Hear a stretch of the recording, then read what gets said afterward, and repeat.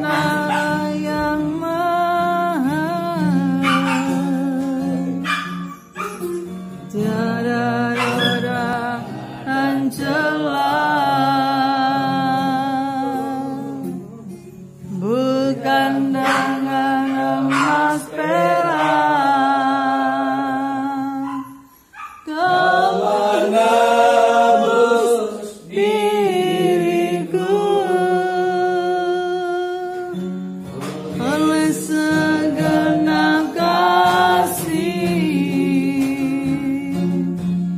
dan pengorbananmu, telah mati dan tinggalkan cara hidupku yang aman. Semuanya sia-sia dan tak berarti lagi. Hidup ini ku letakkan pada mesbamu yang Tuhan. Jadilah padaku seperti yang kau ingini. Jadilah padaku seperti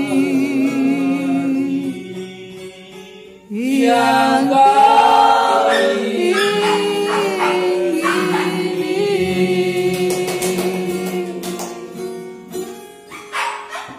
Mari kita semua bangkit berdiri, mengangkat roti di tangan kanan.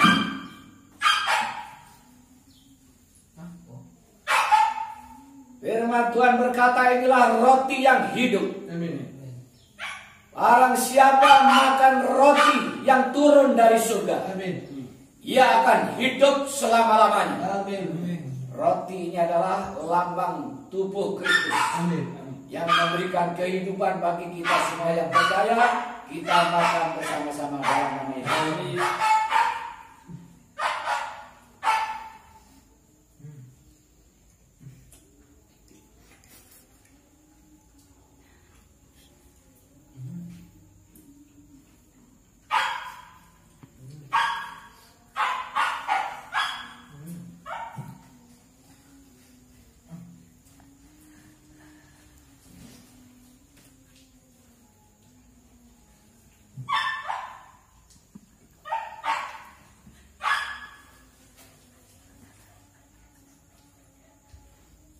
Kita angkat anggur di atas kepala kita.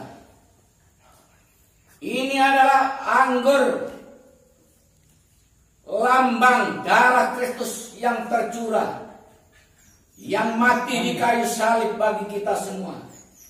Barang siapa minum darah Kristus, ia tidak akan mati dan ia akan hidup selama-lamanya.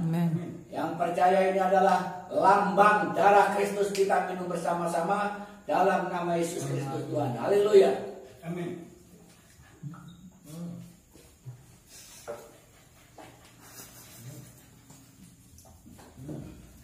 Ku telah mati dan tinggalkan cara hidupku yang lama. Semuanya sia-sia dan tak berarti lagi. Hidup ini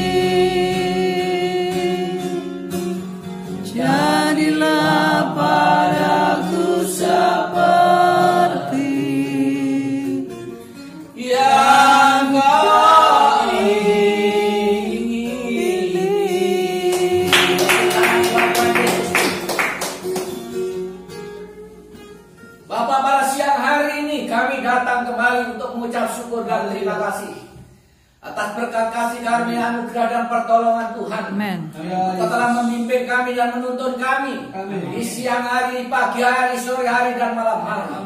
Dan terus Engkau membawa kami semakin hari di dalam kehidupan yang semakin penuh dengan gairah hidup, penuh dengan kekuatan, kesehatan, dan kemampuan, penuh dengan damai, sejahtera, dan sukacita.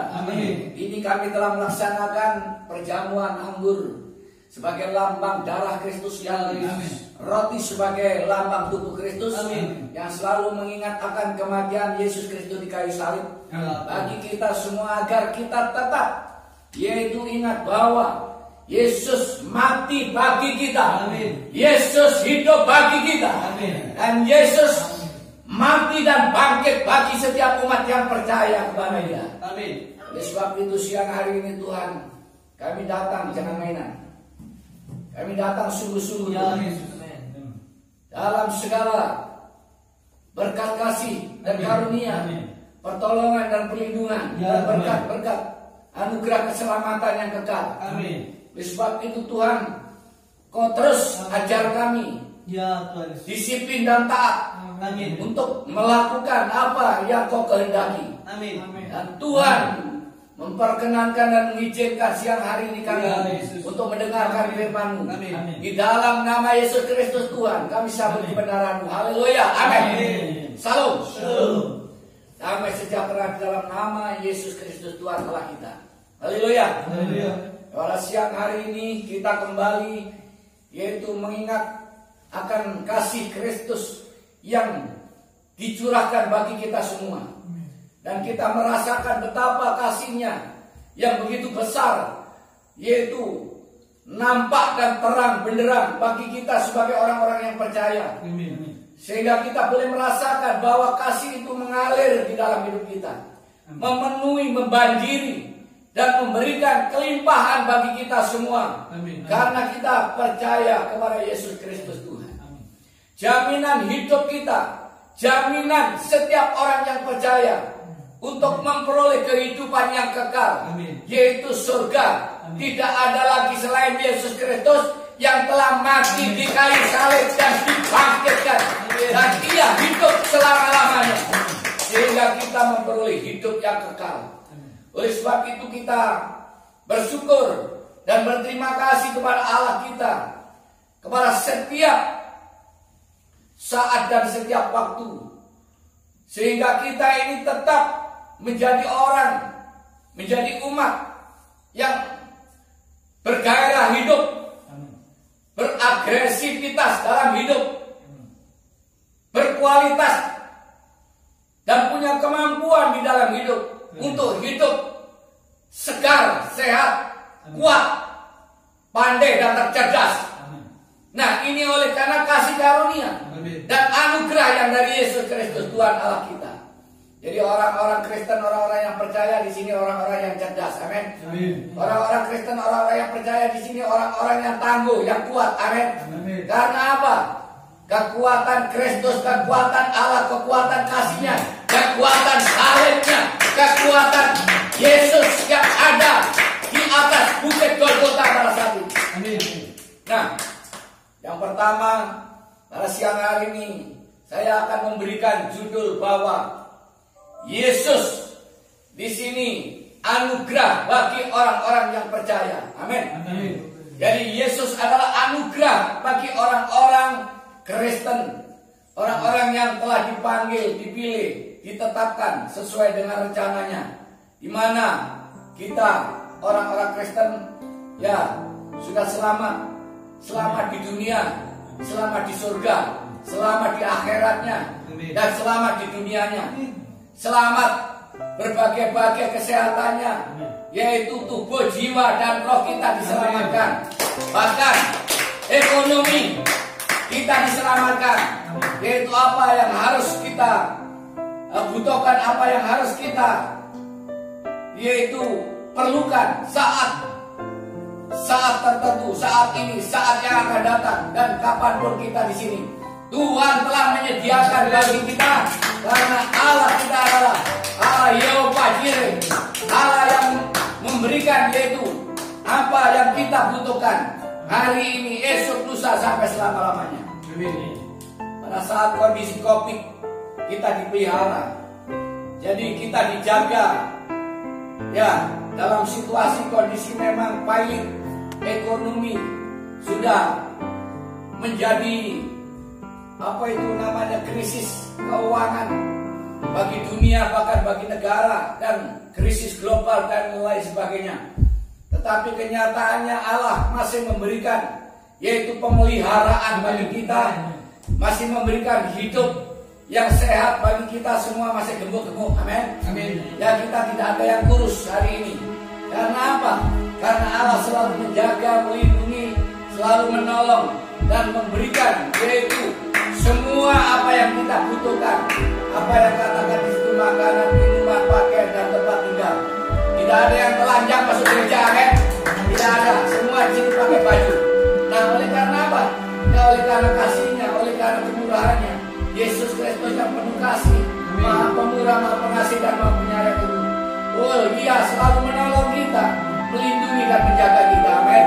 Penjaganya yang setia, penjaga yang tidak pernah, yaitu lengah, dan penjaga yang selalu melihat dan mengetahui segala keperluan kita. Amin. Mari kita di sini buka yaitu dalam Alkitab kita. Ya, yang terdapat di dalam Efesus pasal yang kedua. Sama namanya. Efesus pasal yang kedua.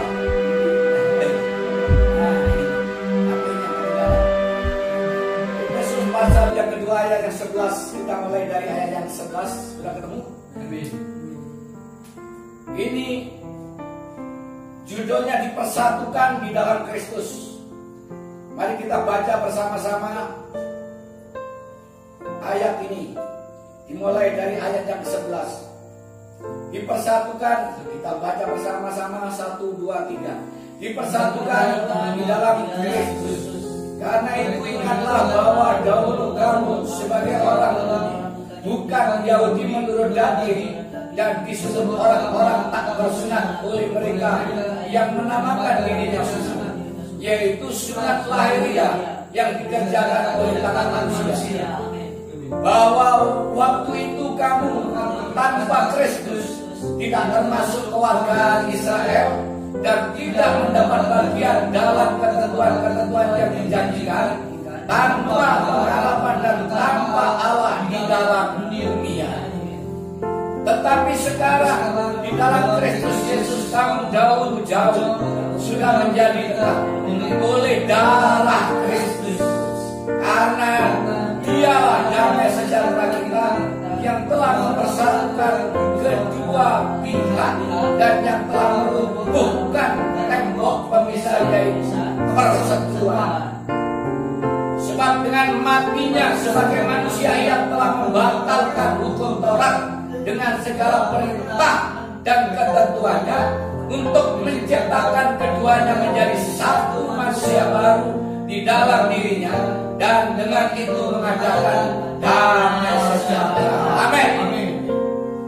Nah, jadi kita tutup, kita akhiri dengan pembacaan ini. Mari kita simak, kita dengarkan, mari kita perhatikan lagi ayat demi ayat ini mengatakan yang pertama, kita sebagai umat Kristen yang sudah dipersatukan dalam Kristus. Jadi pemersatu bagi umat Kristen itu oleh karena Yesus Kristus. Amin. Pemersatu yang ada di dalam negara Indonesia yaitu Pancasila. Amin. Barang siapa yang dia percaya Pancasila dan mengakui Pancasila sebagai dasar negara Indonesia, maka kita siap untuk bersatu. Amin. Dari bangsa Indonesia ini dapat dipersatukan dengan Pancasila sebagai ideologi negara Indonesia. Dengan demikian kita di sini paham bahwa sila 1 sampai yang kelima adalah bagian daripada sila-sila yang tidak bisa terpisahkan. Oleh sebab itu negara yaitu menetapkan bahwa Pancasila adalah sebagai alat mempersatu atau pemersatu bangsa Indonesia. Nah, demikian juga kembali kita di sini. Kristus adalah pemersatu umat Kristen. Kristus adalah pemersatu bangsa di seluruh dunia. Amin. Jadi Kristus datang ke dunia ini sebagai pendamai, pemersatu bagi umat. Sebenarnya di sini bukan hanya ditujukan kepada umat Kristen, tetapi semua umat yang ada di dunia ini. Karena Kristus datang ini ke dunia, ya bukan hanya ditujukan kepada umat Kristen, melainkan juga kepada umat yang ada di seluruh dunia ini. Nah, dengan demikian melalui Yesus Kristus yang turun dari surga, Ia datang ke dunia ini adalah untuk mempersatukan umat manusia yang ada di dunia ini yang sudah tercerai-berai. Amin. Tercerai-berai oleh apa? Yaitu oleh karena dosa. Dosalah yang mencerai-beraikan, dosalah yang membawa yaitu bencana bagi umat manusia. Dosalah yang akan membawa yaitu umat manusia di sini terpuruk dan negara-negara terpuruk. Kejahatan terjadi di mana-mana, kejahatan dan kekeseruan serta kerusuhan, yaitu peperangan terjadi di mana-mana. Oleh karena apa? Dosa. Dosa yang ada di dalam dunia ini, yang sejak Adam, yaitu sejak awal dunia ini memang telah jatuh di dalam dosa ketika Adam dan Hawa jatuh di dalam dosa. Nah, ini tidak bisa diselesaikan dengan cara agama, tidak bisa diselesaikan dengan cara peraturan-peraturan saja, tidak cukup. Ya, tidak bisa diselesaikan dengan cara-cara yaitu yang lain.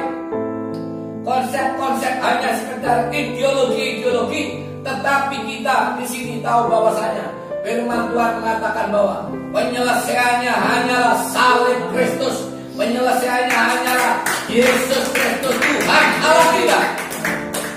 Jadi Tuhan Allah kita itu pemersatu. Buktinya apa? Yang pertama, Kristus membawa damai, yaitu cinta damai. Yesus Kristus datang ke dunia ini tidak pernah mengajarkan perang. Yesus Kristus yang ada di dunia ini tidak pernah mengajarkan yaitu yang dikatakan ideologi-ideologi ya, yang membuat di situ manusia ya justru mempunyai ideologi sendiri dan membuat peraturan sendiri. Tetapi Yesus Kristus mengajarkan yang paling tinggi di dalam kekristenan kita adalah kasih Kristus, dan kasih itu adalah yang lebih besar daripada yang lain. Tidak ada yang lebih besar kasih yang ada di dunia ini selain daripada kasihnya, yaitu kasih Yesus Kristus Tuhan Allah kita. Yesus mengasihi umat manusia yang ada di seluruh dunia ini. Karena apa? Karena Ia mengajarkan kasih, mengajarkan toleransi yang tinggi, mengajarkan bahwa Yesus Kristus yaitu pengampunan yang besar. Ya, ada satu ayat yang mengatakan bahwa kalau kamu ditampar pipimu kiri, berikan pipimu kanan. Kalau kamu diminta jubah bajumu, berikan juga bajumu. Ya, kalau kamu diminta berjalan atau di situ maraton, ya 1 mil, maka engkau harus siap berjalan maraton bermil-mil. Nah, dengan demikian maka apa? Begitu besar kasih Allah kepada kita, bahwa Yesus Kristus adalah sebuah panggilan yang kuat untuk mempersatukan umat Kristen yang ada dalam dunia. Yang pertama, menghapus dosa, itu sangat penting. Ayat yang ke-15 mengatakan apa? Membatalkan hukum Taurat. Apa artinya membatalkan hukum Taurat? Sebab kita lihat, kita baca ayat yang ke-15. Sebab dengan kematiannya sebagai manusia, Ia telah membatalkan hukum Taurat dengan segala perintah dan ketentuannya, untuk menciptakan keduanya menjadi satu manusia baru di dalam dirinya, dan dengan itu mengadakan damai sejahtera. Jadi pendamaian, ya kerukunan, ya toleransi, ini hanya ketika kita yakin dan percaya kepada Yesus Kristus adalah Tuhan, Yesus Kristus adalah Juru Selamat, Yesus Kristus adalah yaitu Allah yang turun dari surga datang ke dunia ini untuk merelakan dirinya, yaitu mati di kayu salib. Amin. Kalau Yesus rela mati di kayu salib, ya kita di sini sudah mendapatkan bagian apa? Kemerdekaannya. Karena apa? Dengan matinya sebagai manusia dikatakan ia membatalkan hukum Taurat. Dan hukum Taurat di sini sudah ditiadakan oleh karena kematiannya. Bagaimana kita di sini masih hidup di dalam dosa? Bagaimana kita masih hidup di dalam kematian yang kekal? Bagaimana kita masih hidup yaitu di luar Tuhan, di luar sana?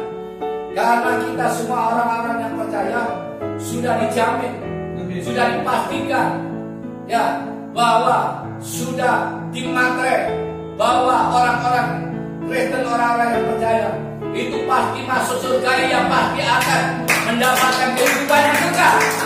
Ini adalah jaminannya dari Yesus Kristus. Nah, dengan demikian maka dengan matinya Yesus Kristus di kayu salib, ia telah membatalkan hukum.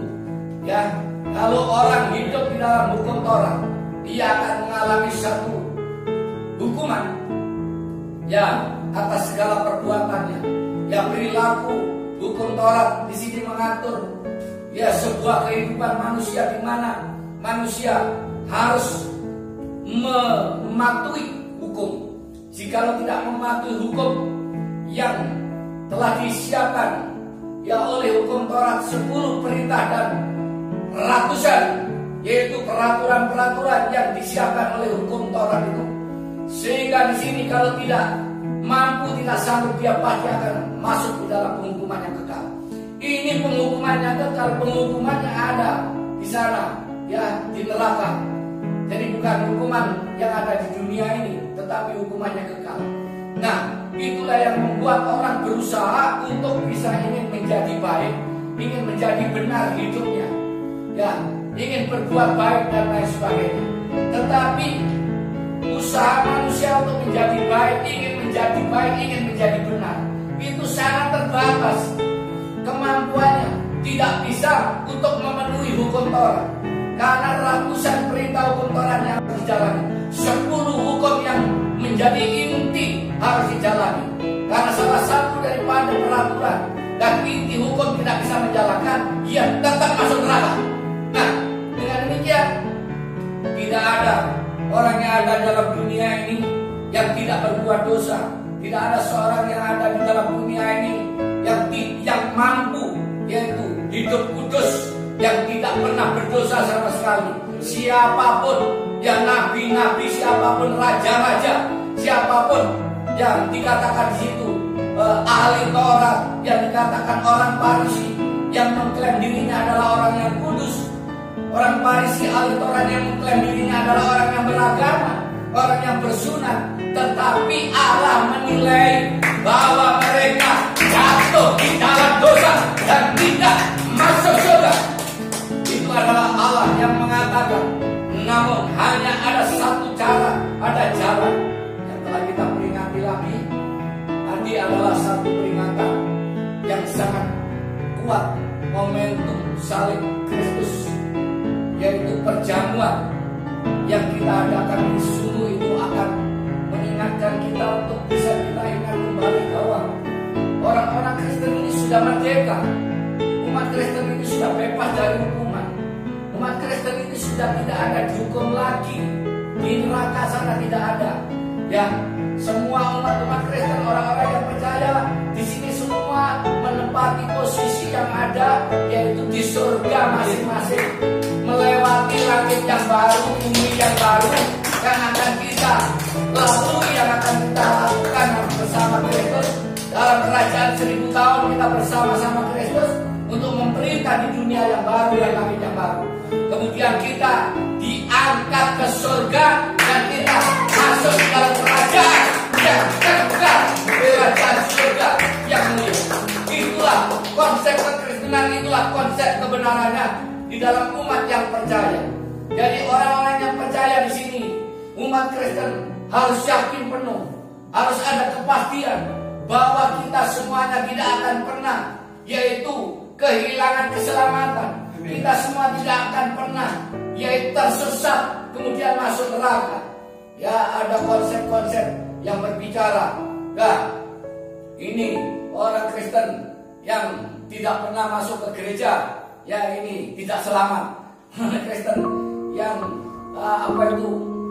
di sini dikatakan konsepnya ya beda, ya tidak kudus. Di sini tidak bisa masuk surga. Yaitu konsep-konsep orang yang tidak membayar perpuluhan tidak masuk surga. Ya, orang yang tidak setia, apa yang dimaksud nilai kesetiaan itu diukur dari mana? Yesus tidak pernah mengukur dari segala apa yang menjadi ukuran manusia dan standarnya manusia. Tetapi Yesus hanya mengukur bahwa salib Kristus, yaitu salibku yang akan membawa masuk surga, salibku yang akan masuk yaitu membawa di dalam kehidupan yang kekal. Nah, dengan demikian maka orang-orang yang percaya, orang-orang Kristen di sini mempunyai hati yang betul-betul sudah merdeka dan bebas dalam segala hal. Dalam kata yang baik di sini ya, artinya di sini bebas. Di sini dalam standarnya Alkitab.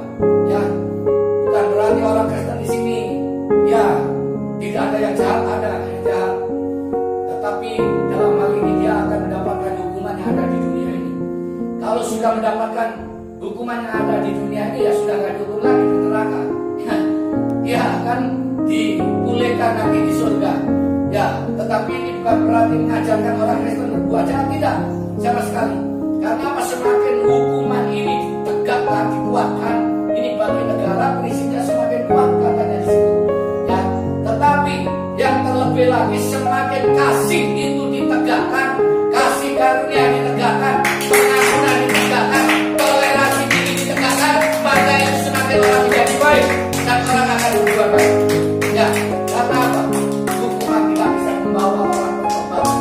Hukuman tidak bisa membawa orang perubahan. Karena apa?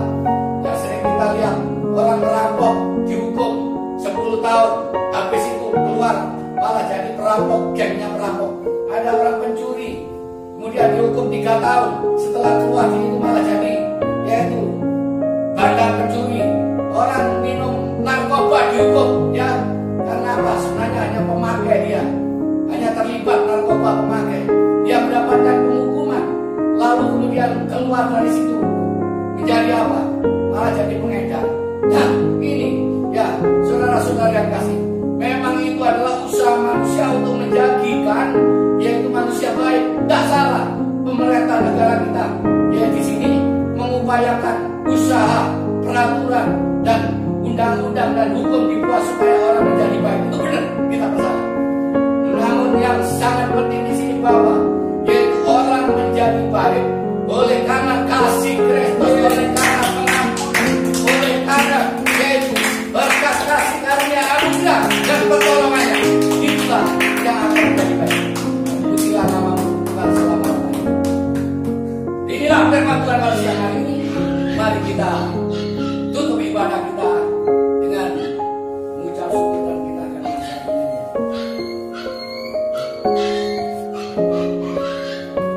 Mari kita bangkit berdiri. Kita akan pujian sangat besar.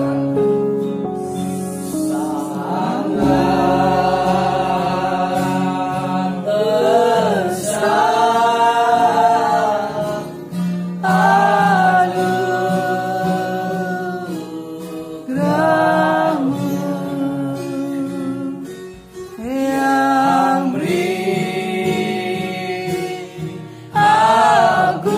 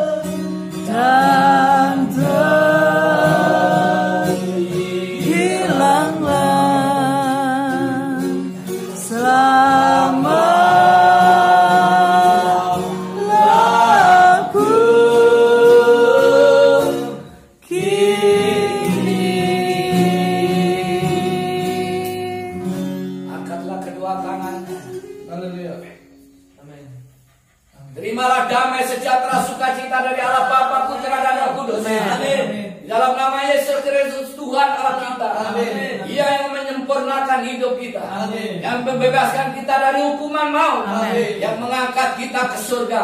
Amin. Yang memberikan hidup damai sejahtera dan sukacita. Amin. Dan yang mempersatukan kita antar umat. Amin. Dan seluruh umat manusia.